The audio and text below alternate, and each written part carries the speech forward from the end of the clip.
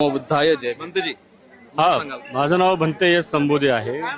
आज खरंच महाड चौदार तळ्याच्या सत्याग्रहाच्या निमित्तानं बाबासाहेबांना मानणारा आणि विषमतेमध्ये झिजलेला समाज आज मुक्त हस्ते येथे स्वातंत्र्याचा आनंद घेतोय. मला फार महत्त्वपूर्ण एक गोष्ट सांगायची आहे. एक 2-3 वर्षापूर्वी आपण मीडियामधून ऐकलं असेल की इंद्रनील मेघवाल नावाचा एक विद्यार्थी कुठल्या तरी शाळेमध्ये पाणी पिण्यासाठी जातो, माठाला स्पर्श करतो. तो शिक्षक त्याला एवढं बेदम मारतो जागेवर जीव जातो. मग पाण्यासाठी बाबासाहेबांनी केलेला संग्राम हा किती महत्वपूर्ण आहे आणि त्याचे चटके अजूनही भारतातल्या या स्वातंत्र्यानंतरही कशी गळचेपी सुरू आहे हे चित्र आपल्याला दिसून येते. आणि बाबासाहेबांची ही क्रांती किती मोठी आहे त्या काळामध्ये ते आपल्याला दिसून येते. म्हणून बाबासाहेबांचे शतशत काय कोटी आभार मानले तरी ते कमीच पडतील.